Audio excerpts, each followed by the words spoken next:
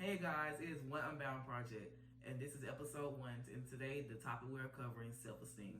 If you have any questions, please don't hesitate to leave a comment. And also, if you have any video ideas or anything you'd like to let us know, comment that as well. We are looking forward to today's conversation. We're going to have an in-depth conversation about self esteem. And particularly pertaining to low self esteem. Yeah, so self-esteem, like you said, it can be both positive and then it can have the negative effect as well. So people with high self-esteem, this conversation is not necessarily about them. Today we're going to focus a lot on talking about low self-esteem.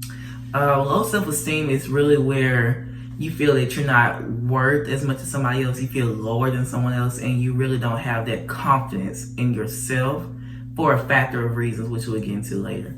Okay. Yeah, so it's big self-esteem is just that, like you said, that feeling of worth, that self-worth. And that plays a part not in just teenagers, but also adults as well. So people of different age may suffer from low self-esteem. Today we're going to tackle some conversation, of course, about teenagers, but also about some adults as well.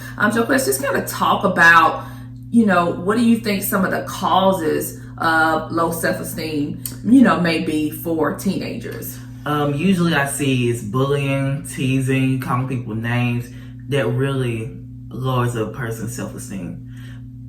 Okay, so when you say, bullying, calling names, what are some of the things that, I know it results in low self-esteem. So what are they being, teenagers being picked on in this age? About what are they being bullied about, I guess. About their looks, like how they look, the clothes they wear, how smart they are or their intelligence, and a variety of things as well.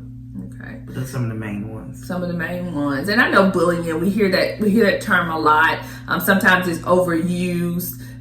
But sometimes it actually does occur. And, we're going to talk about that, in future videos, just the overall topic of bullying. But we want to just focus mainly today talking about, low self-esteem. So when other people are being picked on for their clothes, or when you say intelligence, that's something that really, I'm concerned about that. When you say intelligence, when people are being picked on, are they picked on because they have little intelligence or more intelligence, or does it go both ways? Surprisingly, it's actually both ways, and you wouldn't think of that, but it really is commonly that most people think that it results in low intelligence, or people bullying them for calling them dumb and all those derogatory terms. But also when someone is like extremely exceeding in different subjects and areas, people start talking about them too, so it lowers their self-esteem as well. Okay, wow, that's very interesting, just to hear about that. So, how can teenagers deal with low self-esteem? I feel like mainly communication. It really plays a big part. On this channel, we really do talk about communication a lot, but I feel like my motto is communication is key. It really does matter. If you have someone to talk to, if you have someone to encourage you, if you have someone to tell you that it's going to be okay, they're not telling, someone to really, as your backbone, someone that'll hold you up and always be there for you, that's key. That's important.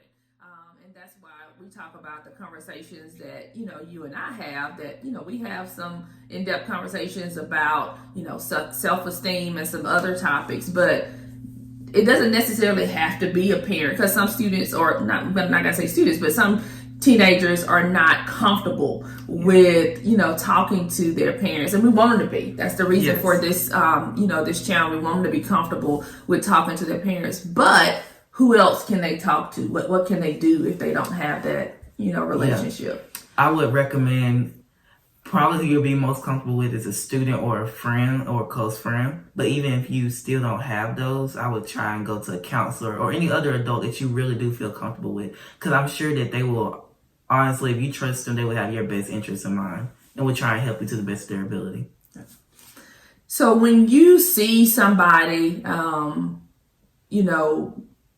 what type of people do you see that, with low self-esteem? Is it Actually, that's surprising too, because most of the time I do see the people that you would never really think would have low self-esteem. Like a lot of people say, oh, they don't have anything to worry about. They're pretty, they look good. But it really be those people that actually struggle with low self-esteem. So that's a surprising fact. Yeah, that's definitely surprising, because you think, but that makes you think that, looks and things like that are not everything, because that means that they're suffering with something. Something is, bothering them. But how can you help those people? So those people who are, very intelligent, and they look nice, but they still have low self-esteem. Like, how can you help them? Can you, what do you do when you encounter somebody that has low self-esteem? Oh, okay, so when you encounter someone that has low self-esteem, I would try and help them, encourage them, be that person. If they don't have that person, I would try and be that person that's there for them, that encourages them, to tell them that, the bullies or, anybody's talking about them or whatever they say is wrong, because somebody always needs that person. Yeah, I agree. Yeah, definitely. Because somebody has to be the bigger person, and it may be that that's what they need. Somebody to say, no, you look nice today, or if they're struggling with something, somebody being there to support them and to help them. What else? Anything else that you can just think about? When dealing with low self-esteem. How can you encourage me when you talk about yourself, and you as an individual, if you've ever dealt with, low self-esteem, how did you handle it? What did you do? I did deal with low self-esteem for, I would say, 2 years. How I really handled it was I came to terms with myself, and I found confidence in myself. And I didn't really care at that point what a lot of people say, because I carried myself as the best I could, and I was confident with that, and I was happy with that. So that's really how I built my self-esteem up. Okay. So yeah, as a person, as an individual, you say first you had to kind of deal with it in yourself, to build yourself to be confident, build that confidence in yourself. But it's always good to have that support system, right, or somebody on your side to say, hey, I think you're doing good, or, you look nice, or, or things like that. So we talked about the communication piece of, having somebody to talk to, because we can say, that we can say, talk to your parent or talk to somebody, but that's not always. It's not really as easy as it always seems.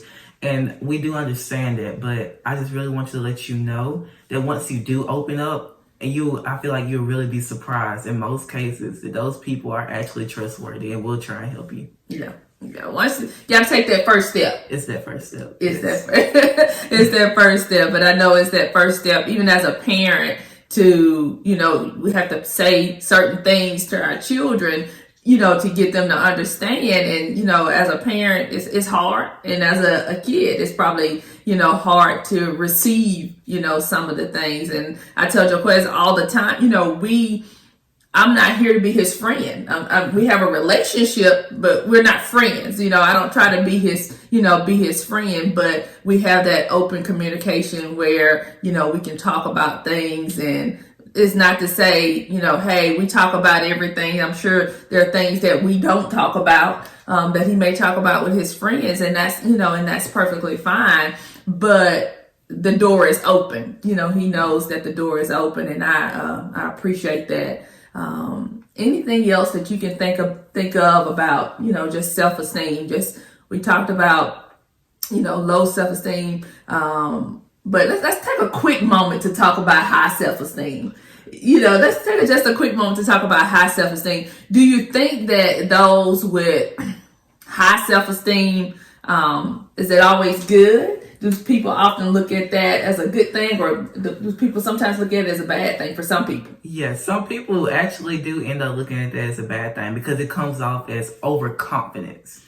And I really do feel like sometimes it is overconfidence. I feel like there's a fine line between being confident in yourself and just being overconfident and cocky. So So there's a difference. So, there's a but difference. but it's good to feel good about yourself. Yes. You can have high self-esteem, but not necessarily, like you said, just kind of being, cocky or, just overly confident, overly confident about yourself. Anything else we want the viewers to know about self-esteem? We talked about the importance of, we can't say it enough, communication, not just holding it in. If you're dealing with a situation where you have low self-esteem, but actually being able to talk to somebody if you're struggling with that. Anything else that you can think of? I wouldn't. Holding it in really does make it so much worse. Like, when you talk to somebody, communicate with somebody you trust, it really does take a burden off your shoulders, and y'all can really connect with each other on a deeper level and share that burden, try and work through it together. So, again, we just want you to, definitely have high self-esteem, not necessarily being overconfident, but having high self-esteem. But if you find yourself in a situation where you're experiencing low self-esteem, find somebody to talk to, find somebody to communicate with. It may be somebody that you don't talk to often, but you never know. They may be struggling with some of the same things, the same situations. So always open up to someone. And if you have that parent or guardian or adult figure in your life, begin to open up and talk to them. That will definitely open up some doors for you, and give you an opportunity to be able to to talk to them about things, and they can help you work through some things. I tell them all the time, I was a teenager once, and I experienced some of the same things, and having a support system to help you get through things. We don't expect you to know everything. They don't expect you to be perfect. But if you have somebody there that can help guide you, then it's very important that you should, take that in consideration and be willing to, communicate and be willing to be open, with your parents or guardian or, any adult figure in your life. Anything else?